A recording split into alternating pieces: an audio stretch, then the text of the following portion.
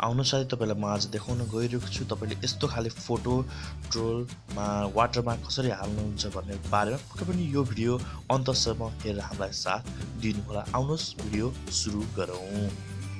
साथीहरु तपाई सर्वप्रथम हाम्रो पिक्स आर्टमा जानु होला। पिक्स आर्टमा गइसके तपाईले चाहिँ फोटो लोड गर्नुपर्ने हुन्छ है। फोटो लोड गर्नको लागि तपाईले चाहिँ आउँछ। यदि आउँदैन भने म फेरि एकचोटि गरिदिन्छु। यसलाई तपाईले क्रस गर्नु होला है। डिस्कार्ड गर्नुस्। यसलाई ब्याक गर्नुस्।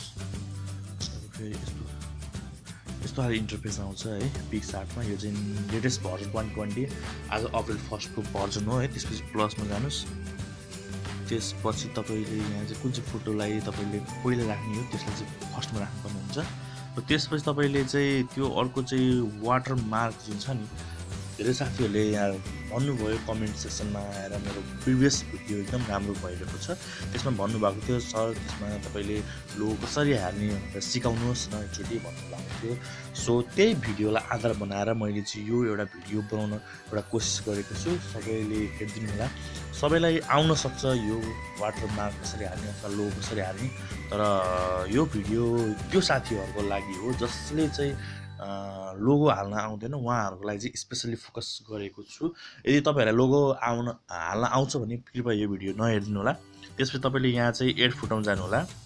त्यसपछि तपाईले यहाँ चाहिँ कुन चाहिँ लोगो हो तपाईको त्यो सिलेक्ट गरेर तपाईले यसलाई एड गर्न पर्ने हुन्छ है।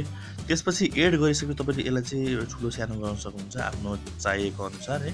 अब मैले सानो गरेर मैले ठिक्कै यहाँ राख्छु है। यसलाई तपाईले यसो हेरेर ठाउँ कुन चाहिँ राम्रो हुन्छ, कुन चाहिँ पर्याप्त हुन्छ त्यसमा चाहिँ राख्नु होला। तपाईले यसमा यसलाई ओपासिटी घटाउन सक्नुहुन्छ, यसलाई ओपासिटी बढाउन सक्नुहुन्छ। जे गर्दै हुन्छ वाटरमार्क राख्दा है। मैले चाहिँ हल्का राखेँ है, धेरै राखिनँ। त्यसपछि तपाईले यसमा पनि तपाईले टेक्स्ट लेख्न सक्नुहुन्छ। मेरो आफ्नो पेजको छ ट्रोल काउसी पहिले पनि लेखिदिइसकेको छु। TROLL ट्रोल KAWASOTI है। अनि यसलाई ओके गरेँ है। त्यसपछि तपाईले यसलाई कलर चेन्ज गर्न सक्नुहुन्छ। यसमा चाहिँ सेतो छ, त्यो भएर ब्याकग्राउन्ड कालो गराउँछु म। त्यसपछि फन्ट छ यहाँ। त्यसपछि तपाईले यहाँ चाहिँ अब यहाँ लेख्नुपर्ने हुन्छ कस्तो खाले चाहिँ सुटेबल हुन्छ मेरो उसको लागि, मेरो यो डिजाइनको लागि भनेर आफूले सोच्नुपर्ने हुन्छ। यो एकदम बेसी कन्सेप्ट लाउनु होला यसमा चाहिँ है। जुन राख्नु मैले चाहिँ अहिले यसको लागि यो राखिदिएको छु। त्यसपछि तपाईले यो चाहिँ कहाँनिर यसो ड्र्याग गरेर ड्रप गर्न सक्नुहुन्छ।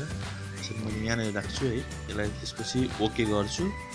ओके गरिसकेपछि त्यसपछि अब यो भयो है। अब यति भइसकेपछि तपाईको ट्रोल तपाईको मेमीहरु रेडी भयो है। र त्यसपछि यसलाई चाहिँ एक्सपोर्ट गर्नु होला। एक्सपोर्ट गर्न तपाईलाई आउँछ होला। यदि आउँदैन भने माथि जानु होला। यस्तो खाले एड आउँछ, यसलाई ब्याक गर्नु होला। त्यसपछि तपाईले यहाँ चाहिँ के गर्ने हो, तपाईको पिक्स आर्टमा पोस्ट गर्नुहुन्छ कि ग्यालरीमा सेभ गर्नुहुन्छ कि इन्स्टाग्राममा, फेसबुकमा, व्हाट्सएपमा र जे जस्तोमा सेयर गर्न खोज्दै हुनुहुन्छ त्यसमा चाहिँ तपाईले गर्नु होला। र तपाईले यहाँ देख्दै हुनुहुन्छ यहाँ चाहिँ ग्यालरीमा मैले चाहिँ सेभ गर्दैछु है। साथीहरु आजको यो भिडियो यति मात्रै। साथीहरु यो भिडियो हजुरलाई कस्तो लाग्यो, पक्कै पनि राम्रो लागेको छ भने लाइक चाहिँ गर्नु होला र केही सल्लाह सुझाव छ भने कमेन्ट्समा लेखेर हामीलाई जानकारी गर्नु होला। र आगामी दिनमा यस्तै भिडियोका साथ भेट्ने पार यस भिडियोबाट म सन्दीप बिदा लिन चाहन्छु। हस्त नमस्ते, जय नेपाल, बाइ बाइ।